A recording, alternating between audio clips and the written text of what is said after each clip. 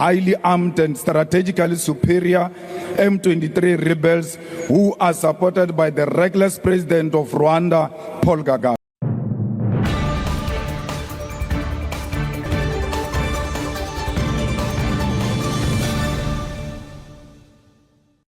Again to the Dream of Africa channel. I thank you. Here is the powerful speech of Julius Malema. He tried to attack the president of Rwanda, President Paul Kagame. Without much saying, let us watch it together. I will be back. Thank you very much, Speaker.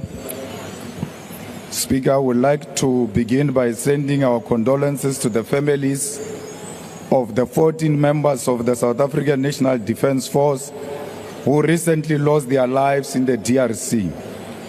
We cannot continue to refer to them through a number because they've got names. We salute Staff Sergeant William Edikola. We salute Staff Sergeant Molatley Ishmael Molatley.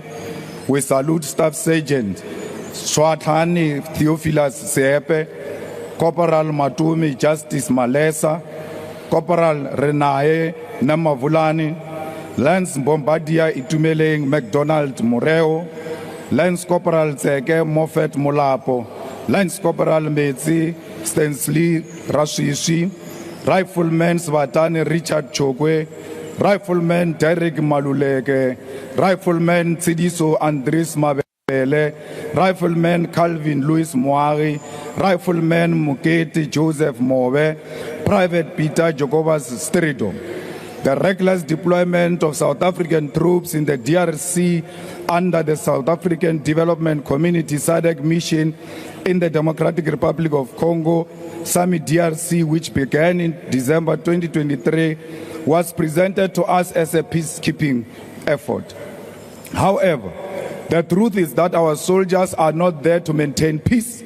They are engaged in a direct combat, fighting against the highly armed and strategically superior M23 rebels who are supported by the reckless president of Rwanda, Paul Kagame. Our government has deliberately misled the people. The reality is that our soldiers are fighting an enemy that has better weaponry, better resources, and better intelligence. While the rebels possess advanced military equipment, our soldiers are sent to battle without drones, without fighter jets, and without critical military assets. They are left vulnerable, fighting a war they cannot win, all because of the failures of this government. The recent M23 offensive on Goma has highlighted significant shortcomings in the South African National Defence Force deployment. Intelligence failures were evident as the SNDF lacked timely and accurate information to anticipate the M23 movements, leaving our forces unprepared for the assault. Coordination between the South African National Defence Force, regional allies, and the Congolese military was inadequate, leading to a fragmented response and over-reliance on local forces that quickly collapsed under pressure. The SNDF response can also be criticized for its sluggishness, allowing M23 to seize strategic positions before effective action was taken. Political considerations were often overshadowed military necessities, limiting our forces' effectiveness. Leadership on the ground also failed to provide clear directives, resulting in disorganized retreats and unprepared casualties. These issues culminated in tragic losses. For over a decade, we have watched as the South African National Defence Force has been systematically weakened. Budget cuts have crippled our military ability to function effectively. Aircrafts and helicopters that should provide air cover for our troops are grounded due to lack of maintenance. The government has neglected its duty to ensure that our soldiers are adequately prepared and equipped for combat. This is despite the fact that this deployment has cost our government $2.3 billion since it began. But it does not end there. The defense sector has been ravished by corruption. Officials at Denel have looted and mismanaged funds, selling South Africa's defense technology to foreign entities. This is nothing short of treason. At the same time, the Department of Defense has wasted over 250 million outsourcing IT services while ignoring existing in-house capabilities. This is a blatant theft of state resources, and it is our soldiers who pay the price. We must be clear, the deployment of our troops in the DRC is not about achieving peace. It is about sacrificing our soldiers for war that has no end in sight. This government continues to send them to die in foreign land, and when they do, their bodies are not even repatriated with the dignity they deserve. We are still waiting for the bodies, even after the Chief of Defense said the bodies will come the following day.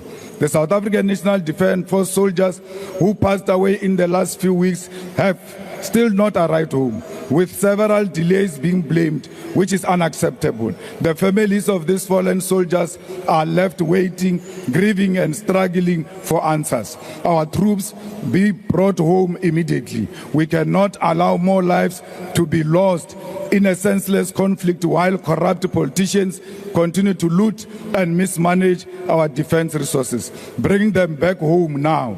This past weekend, South Africa participated in a joint SADC and East African Community Summit in Tanzania to discuss DRC crisis.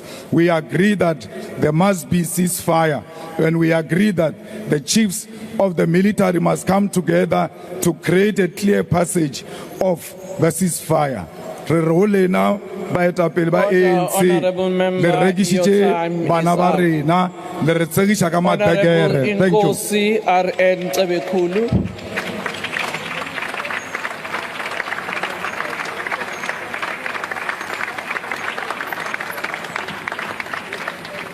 Our Speaker, thank you for the opportunity.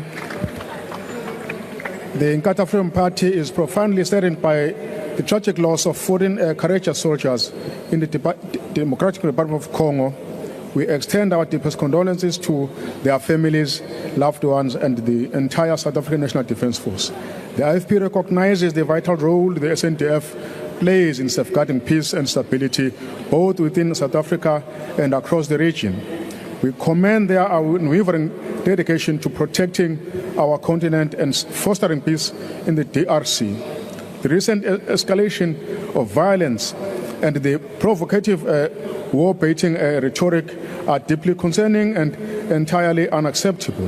The IFP unequivocally condemns such actions in the strongest possible terms.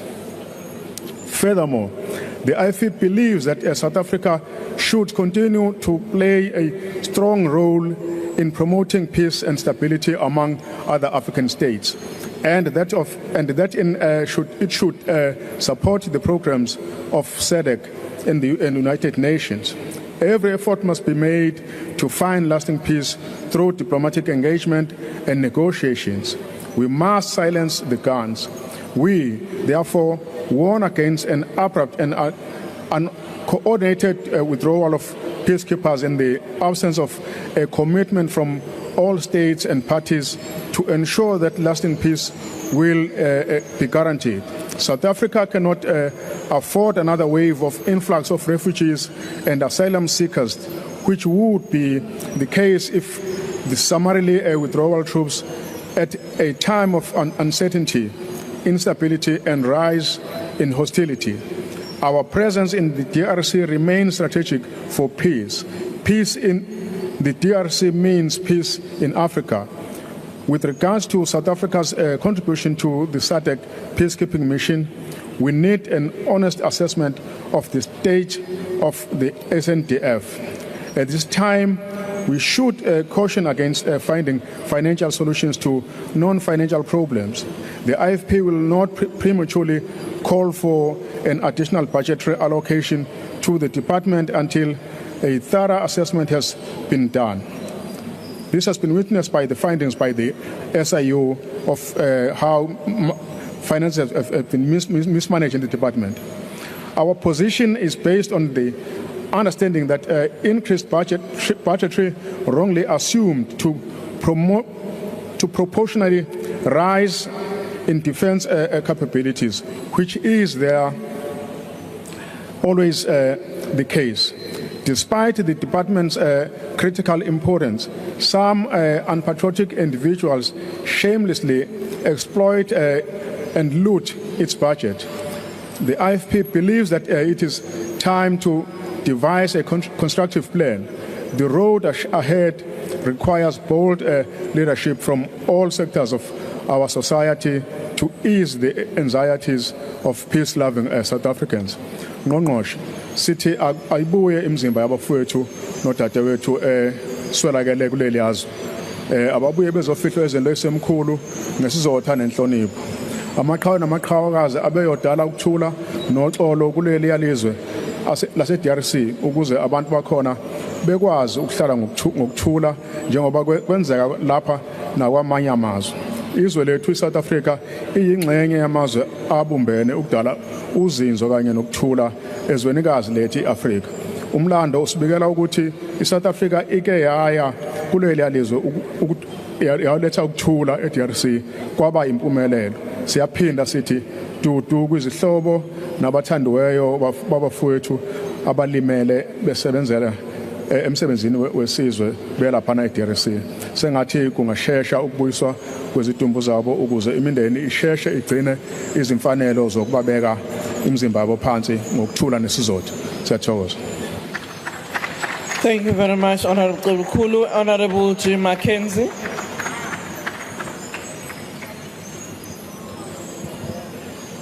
Honorable Speaker, from the Patriotic Alliance, we just want to give our deepest and most sincerest condolences to the families. But Speaker, I think this House, all of us, need to do some soul searching. We cannot be leaders. We are busy debating here while our soldiers are not back.